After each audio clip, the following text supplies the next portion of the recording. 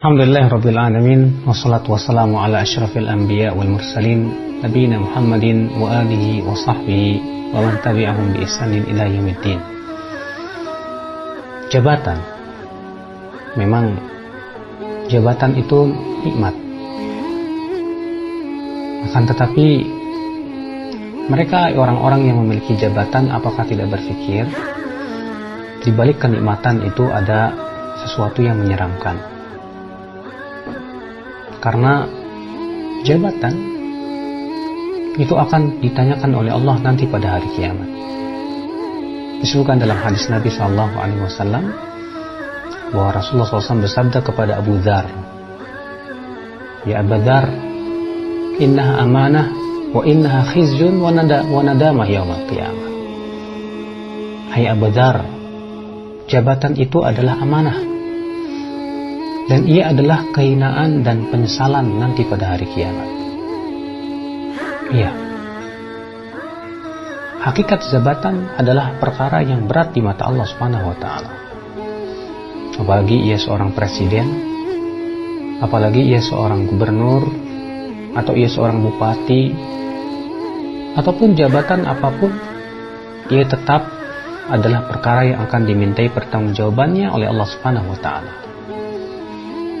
Memang kalau kita memikirkan nikmatnya kedudukan, dihormati orang pun juga akan menghormati diri kita, mudah kita mendapatkan harta, bahkan ya terkadang begitu mudahnya kita bisa mendapatkan harta. Tapi subhanallah, kenikmatan di dunia yang kita rasakan ketika kita menjadi seorang pejabat ternyata tak senikmat kelak nanti pada hari kiamat. Akhal Islam azakumullah wa iyyakum. Maka dari itulah Rasulullah SAW selalu mengingatkan kepada umatnya tentang permasalahan yang berhubungan dengan jabatan ini. Kenapa demikian? Karena masalah ini masalah berat, bukan masalah ringan. Rasulullah SAW suatu ketika beliau pernah sedang bersiwak, kemudian datang dua orang, Abu Musa bersama temannya. Kemudian dua orang ini rupanya meminta jabatan. Dua orang ini meminta jabatan kepada Rasulullah SAW. Maka Rasulullah SAW terlihat marah wajah beliau. Beliau berkata, "Inna lan walli ya hadal amr, kami tidak akan memberikan jabatan ini kepada orang yang menginginkannya atau yang memintanya." Maka ya akhi azakumullah, kita lihat di zaman sekarang ini orang yang terkadang subhanallah berlomba-lomba ingin mendapatkan jabatan tanpa memikirkan tentang konsekuensi tanggung jawab yang berat di mata Allah Subhanahu wa taala. Maka ya akhi azakumullah wa iyyakum, Rasulullah SAW bersabda dalam sebuah hadis yang sahih.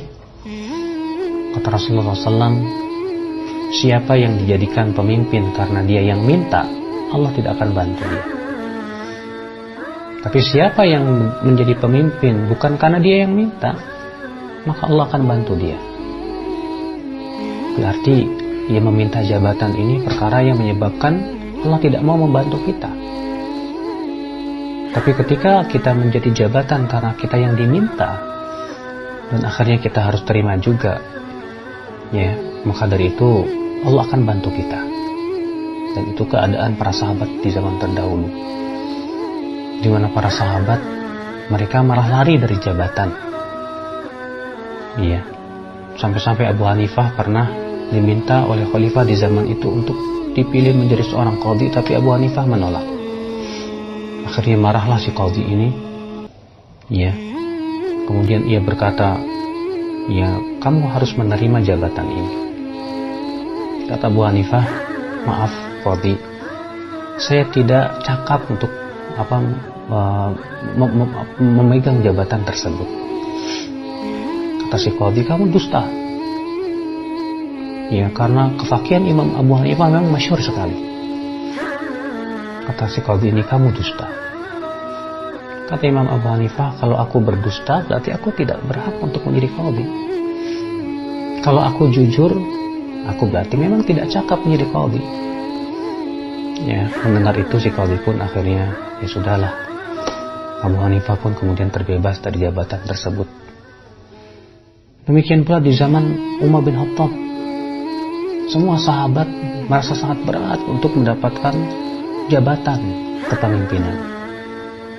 Kenapa? Karena yang mereka pikirkan bukan di dunia, tapi yang mereka pikirkan adalah bagaimana nanti di akhirat, apa pertanyaan Allah nanti terhadap rakyat yang ia pimpin, bagaimana urusan-urusan yang ia urusi.